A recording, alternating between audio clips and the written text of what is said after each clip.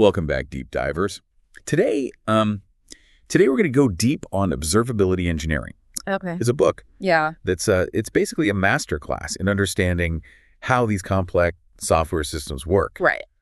But we're going to add a twist. Okay. We're going to explore a technique that can help you absorb and, more importantly, remember Yes. this dense technical information. Okay. It's all about this idea of combining memory palaces with a little bit of brainwave magic. Interesting. What's really fascinating about this approach is that we're essentially treating knowledge as a system itself, Right. a system that we can observe and optimize. Just like engineers use observability to understand their software, Right. we can use memory techniques to understand and enhance our own mental processes. Yeah, that's a really cool way to think about it. Sometimes I feel like, I read all these amazing books and articles, but the details just slip away. Yeah. It's like my brain is a sieve. I know that feeling. But I've been reading about memory palaces. Yeah. And honestly, it sounds a little bit like a superpower. It's not magic, Okay. but it can definitely feel that way. A memory palace is a mnemonic technique that's been used for centuries. Oh, wow. It really takes advantage of the way our brains are wired to remember spatial information. We're naturally good at remembering places Right. and the things we associate with them. So instead of just trying to cram information into my brain like a random jumble of facts, I can actually create a mental map, Right. a palace, Exactly. where each piece of knowledge has a specific location. Precisely. Think of it like this. Imagine you're walking through your childhood home. Okay.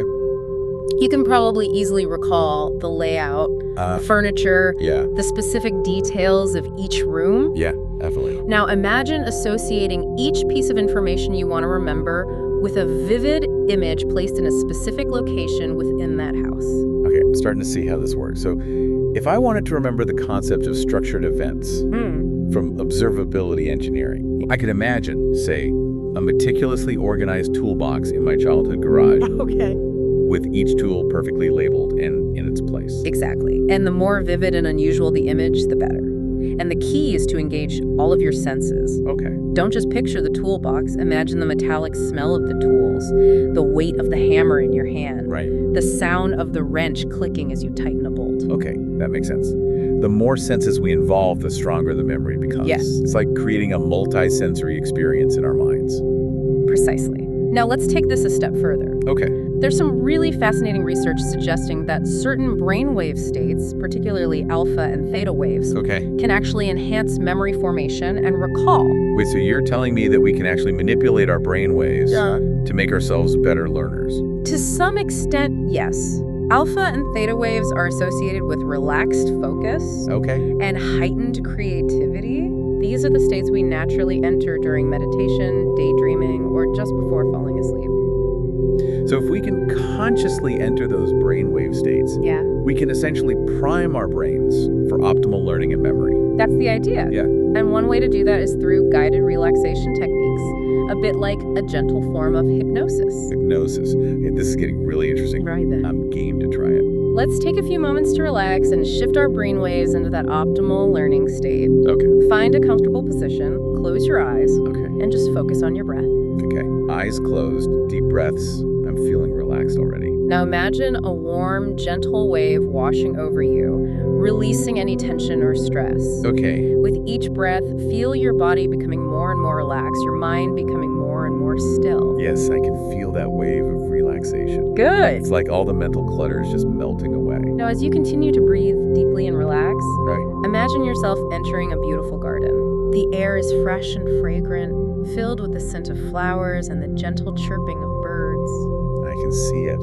Good. It's so peaceful here. In the center of the garden, you see a magnificent palace.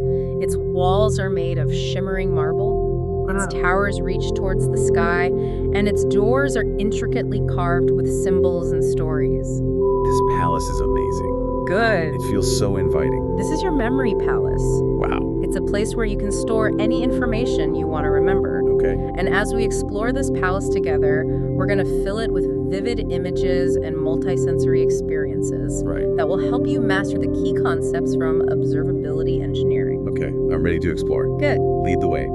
Let's start by walking through the grand entrance of the palace. Okay. As you step inside, notice the high vaulted ceilings, the intricate mosaics on the floor, Okay. and the warm glow of candlelight. Wow, it's even more beautiful inside. Good. I feel like royalty. Now imagine a grand staircase Okay. leading up to the next level of the palace. Okay. Each step is made of polished granite, Uh-huh. and as you climb, you feel a sense of anticipation and excitement. I'm climbing. Good. Each step feels solid and strong. It's like I'm ascending to a higher level of understanding. Now, at the top of the stairs, you reach a landing with a series of doors leading to different rooms within the palace. Okay. Each room represents a different concept or chapter from Observability Engineering. Right. And we're going to fill each room with memorable images and experiences that will help you absorb and retain that information. Okay, I'm ready to open those doors and start filling this palace with knowledge. Great. Where do we begin? Let's start with a room dedicated to the fundamental concept of observability itself. Okay. Remember, observability is all about gaining deep insights into the internal state of a system by examining its outputs. Right, it's about understanding the why behind the what. Exactly. Not just seeing the symptoms, but getting to the root cause of issues. Exactly. Now, to represent this in our memory palace, let's imagine stepping into a room filled with a giant, intricate clock. Not just any clock, but one with countless gears, springs, and pendulums, all moving in perfect synchronization. Okay, I can see it. This clock is amazing. It's like a miniature version of those complex systems we're trying to understand. Exactly. Now imagine yourself shrinking down to the size of an ant and walking through this clock. You can see every tiny detail, every interaction between the gears, every subtle movement that contributes to the overall function of the timepiece. It's like having X-ray vision into the inner workings of the clock. I can see how everything is connected, how each piece influences the others. That's the essence of observability. It's about having that level of visibility and understanding of your systems. And just like a skilled clockmaker can diagnose and fix problems by observing the interplay of its parts, a skilled engineer can use observability to diagnose and fix issues in their software. This analogy is really clicking for me. It's making the concept of observability much more concrete and relatable. Good. Now let's move on to another key concept from observability engineering, the idea of using structured events as the building blocks of observability. Okay, structured events. These are basically detailed records of specific actions or occurrences within a system, right? Kind of like a digital breadcrumb trail that tells the story of what happened. Precisely. And to represent this in our memory palace, let's step into a room that's a bustling library. But instead of books, the shelves are stacked with scrolls. Scrolls. That's an interesting choice. Imagine each scroll representing a single structured event, and each scroll contains a meticulously detailed account of what happened, when it happened, and what the context was. So it's like a historical archive of the system's activity, a record of every significant event that's occurred. Exactly. Now imagine yourself as a historian in this library, carefully unrolling each scroll, reading those detailed accounts, and piecing together the narrative of the system's behavior. I can see it. I'm surrounded by these scrolls, each one telling a piece of the story. And as I read them, I'm starting to see patterns emerge, understand the cause and effect relationships between events. It's like solving a mystery. That's precisely what observability enables you to do. It gives you the data, the structured events, to understand not just what happened, but why it happened. Okay, I'm really starting to appreciate the power of this approach. It's so much more than just collecting metrics. It's about having the right data in the right format to tell a meaningful story. Exactly. Now let's move on to another crucial aspect of observability, the ability to ask any question about your system without having to predict the data you'll need in advance. This is where it gets really exciting, right? It's like having the freedom to explore any aspect of your system, to dig into any detail without being limited by predefined dashboards or metrics. Precisely. To represent this in our memory palace, let's step into a room that's a vast and infinitely searchable library. Think the Library of Alexandria, but even bigger and more comprehensive. Wow, I can see it. It's a labyrinthine space, filled with books on every conceivable subject, scrolls, maps, even digital archives. It's a repository of all knowledge. Now imagine yourself standing in the center of this library holding a magical search bar in your hand. You can type in any question, no matter how specific or complex, and instantly access the relevant information from within this vast collection. It's like having the entire internet at my fingertips, but specifically tailored to my system. I can ask, what was the average latency for users in London last Tuesday between 2.00 and 2.15 p.m. and instantly get a precise answer? Exactly. That's the power of observability. It frees you from the limitations of predefined metrics and dashboards dashboards, allowing you to ask any question, explore any dimension of your system, and gain a truly holistic understanding of its behavior. Okay, this memory palace is starting to feel the superpower. I'm absorbing so much information and it's actually sticking. Good. Now let's move on to another room, one dedicated to the concept of high cardinality data and why it's so crucial for observability. Okay, high cardinality. You explained this earlier as referring to data with a lot of unique values. Can you give us a more concrete example of why that matters? Absolutely. Imagine you're trying to understand why some users are experiencing slow load times on your website. With low cardinality data, you might only be able to see that, say, 10% of users in the US are affected. But with high cardinality data, you can drill down to see that it's specifically users in Chicago using Chrome on a mobile device who are experiencing the problem. So it's the difference between seeing a blurry, generalized picture and a sharp, detailed view of what's really going on. Precisely. Okay. Now, to represent this in our memory palace, let's imagine stepping into a room that's a giant ornate microscope. A microscope. I like where you're going with this. Imagine peering through the lens of this microscope and seeing the intricate details of your system magnified, revealing those individual user experiences, those specific events and interactions that would otherwise be invisible. It's like zooming in from a map of the world to a street view, where I can see individual houses, cars, even people walking their dogs. Yeah. That level of detail is incredible. Exactly, and that's the power of high cardinality data in observability. It allows you to see the individual threads within the tapestry, understand those subtle variations and anomalies that are often the key to solving problems and optimizing performance.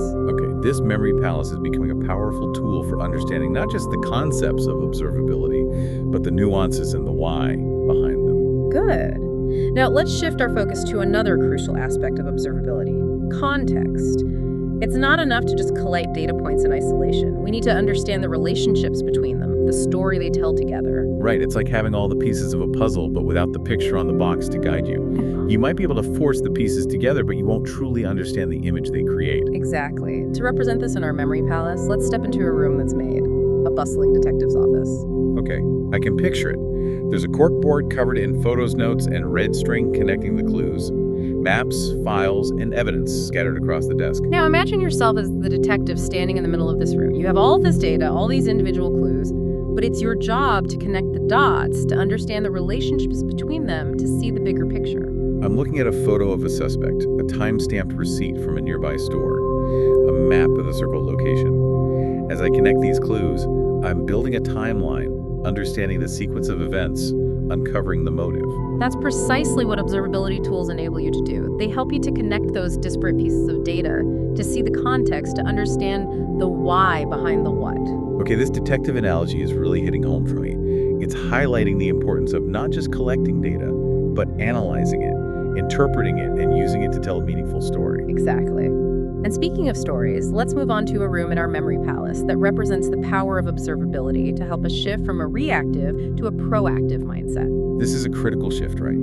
It's about moving from constantly fighting fires to anticipating problems and preventing them from happening in the first place. Precisely. To represent this, let's step into a room that's a futuristic control center.